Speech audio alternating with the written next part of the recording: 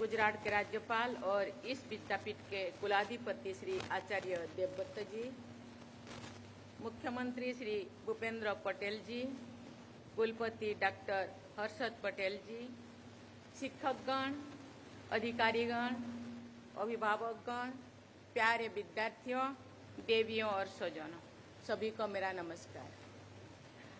आज उपाधि प्राप्त करने वाले सभी विद्यार्थियों को मैं हार्दिक बधाई देती हूँ। पदक विजेता छात्र छात्राओं की मैं विशेष सराहना करती हूँ।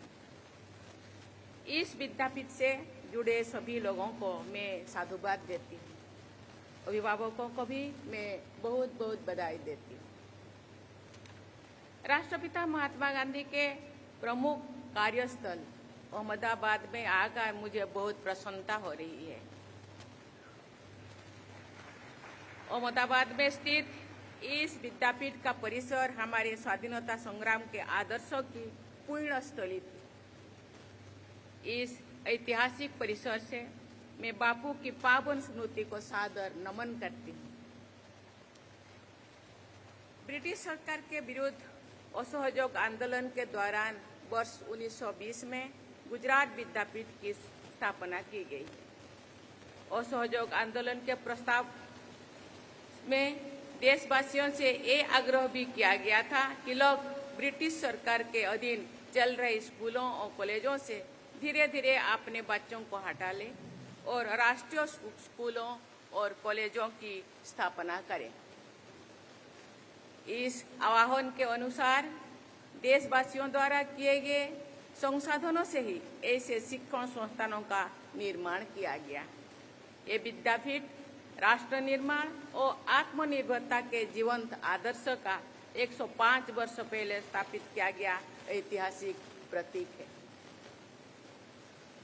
अक्टूबर 1920 में इस विद्यापीठ की स्थापना के बाद से जनवरी 1948 तक स्वयं राष्ट्रपिता महात्मा गांधी इस संस्थान के कुलाधिपति यानी चांसलर रहे। उनके बाद सरदार वल्लभ भाई पटेल, डॉक्टर राजेंद्र प्रसाद और मोरारजी देसाई जैसे महापुरुषों ने कुलाधिपति के रूप में इस विद्यापीठ का मार्गदर्शन किया है। देश में शायद ही ऐसा कोई अन्य संस्थान होगा जिसे ऐसे महान विभूतियों का मार्गदर्शन लगभग 75 वर्ष तक प्राप्त होता रहा। इसीलिए आप सबके इस विद्यापीठ से देशवासियों की विशेष अपेक्षाएं होना स्वाभाविक है। प्रिय विद्यार्थियों, ऐतिहासिक दांडी मार्च को आरंभ करने के लगभग 1 महीने पहले जनवरी 1930 में आयोजित इस विद्यापीठ के दीक्षांत समारोह में गांधी जी ने स्वाधीनता संग्राम की रूपरेखा प्रस्तुत की थी। उन्होंने अपने उस दीक्षांत भाषण में कहा था, मैं इस विद्यापीठ के स्नातकों और स्वराज के लिए किए गए किसी भी आंदोलन में सबके आगे देखना चाहूंगी। इस उदाहरण के उल्लेख मैंने इसीलिए की रही हूँ कि आप सभी देशवासियों में ये चेतना रहे कि बापू इस विद्यापीठ के विद्यार्थियों से राष्ट्रीय अभियानों में अग्रणी योगदान का आशा करते हैं। उनकी अपेक्षाओं के अनुसार इस विद्यापीठ के विद्यार्थियों को देश की प्रगति से जुड़े सभी अभियानों में अग्रणी भूमिका निभानी चाहिए। आज हम लोगों के सामने कुछ बच्चे अपने यात्रा के लिए यहाँ शपथ ग्रहण किए। मुझे बताया गया है कि इसके पूर्व ही 50,000 से ज्यादा गांव बच्चों ने यात्रा करके लोगों को जागरूक करते रहे और उनको देश के विकास से जुड़ने के लिए उनको प्रेरणा देते रहे।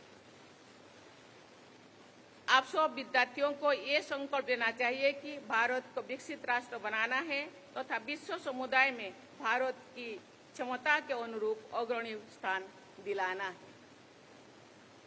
प्रिय विद्यार्थियों, गुजरात में स्वरोजगार की संस्कृति सदैव विद्यमान रही है।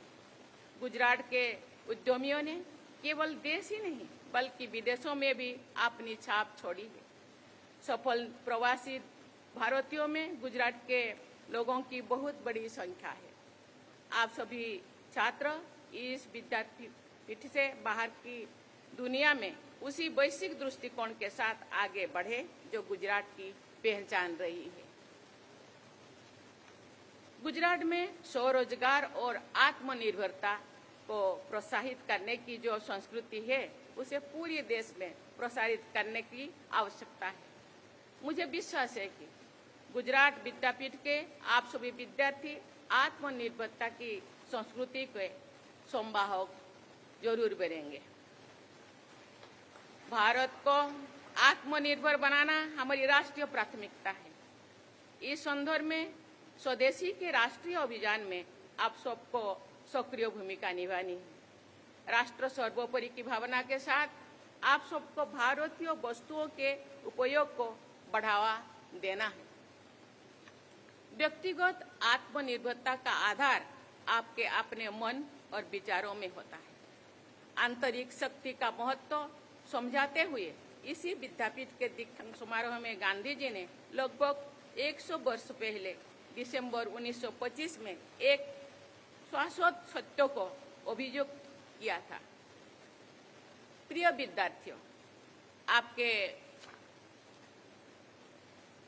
उन्होंने कहा था, हमें आशा की किरण बाहर के वायुमंडल में नहीं बल्कि अपने हृदय के अंदर ही ढूंढनी चाहिए। जिस विद्यार्थी में श्रद्धा है, जो भय से मुक्त हो गए हैं, जो अपने काम में से जुड़े हैं और जो अपने कर्तव्यों के पालन को ही अधिकार मानता है, आसपास की निराशाजनक स्थिति को देखकर वो हिम्मत नहीं हारना चाहिए। वो ये समझाते ने थे कि अंधकार क्षणिक है और प्रकाश निकट ही है। प्रिय विद्यार्थियों, आपके विद्यापीठ का ध्येय वाक्य है सा विद्या विमुक्त है, अर्थात जो मुक्ति दे वही विद्या है। अज्ञान के मुक्ति, अनैतिक प्रवृत्तियों से मुक्ति तथा भय से मुक्ति विद्या के शाश्वत परिणाम है। केवल आजीविका को ध्यान में रखकर विद्या ग्रहण करना उचित नहीं होना चाहिए। विद्या ग्रहण करना आजीविका चलने वाली प्रक्रिया है, आजीवन चलने वाली प्रक्रिया है। मैं आशा करती हूँ कि अपने व्यक्तित्व के विकास, समाज की प्रगति और देशवासियों के हित को ध्यान में रखते हुए आप विद्या के अर्जन को निरंतर महत्व देना चाहिए। मैं ये कहना चाहूंगी कि आपकी शिक्षा में देश और समाज का भी योगदान है। ये समाज और देश का आप ऋण है। समाज की सेवा करके आप ये ऋण चुका सकते हैं। मैं आशा करती हूँ कि आप सब सर्वोदय के सिद्धांत का अनुसरण करते हुए समाज के अपेक्षाकृत कम सुविधा संपन्न लोगों के हित में कार्य करेंगे। शिक्षा सामाजिक पुनर्निर्माण का सबसे प्रभावी माध्यम है। यहाँ के अध्यापकों और विद्यार्थियों को भी शिक्षा के इस उद्देश्य का अनुकरणीय आदर्श प्रस्तुत करना चाहिए। आप सबको पर्यावरण अनुकूल विकास के लिए हर संभव प्रयास करना चाहिए। देवियों और स्वजनों, मुझे ये जानकर बहुत प्रसन्नता हुई है कि इस विद्यापीठ में शिक्षा प्राप्त करने वाली बेटियों की संख्या छात्र से अधिक है। अन्य राज्यों तथा संघ राज्य क्षेत्र से यहाँ आकर अध्ययन करने वाले विद्यार्थियों में भी बेटियों की संख्या अधिक है। मैं मानती हूँ कि महिलाओं और पुरुषों की शिक्षा की समान सुविधाएं मिलनी चाहिए। आवश्यकता के अनुसार महिलाओं को शिक्षा की विशेष सुविधाएं भी प्रदान करनी चाहिए। प्रिय विद्यार्थियों, शिक्षा को स्थानीय संदर्भ से जोड़कर आप सभी अपनी शिक्षा का व्यावसायिक उपयोग कर सकते हैं।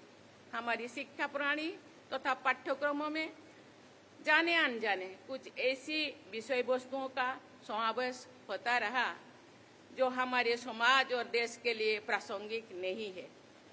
राष्ट्रीय शिक्षा नीति 2020 भारतीय परंपराओं, प्राथमिकताओं और भाषाओं को महत्व देते हुए 21वीं सदी के विश्व की चुनौतियों का सामना करने में सक्षम युवाओं को तैयार करने पर बल देती है। चरित्र निर्माण और नैतिक मूल्यों का संचार ही शिक्षा का मूल उद्देश्य है।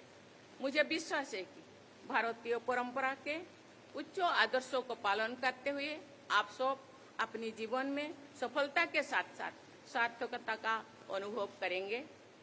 मैं आप सबके स्वर्णिम भविष्य की मंगल कामना करती हूँ। बहुत बहुत धन्यवाद। जय हिंद, जय भारत।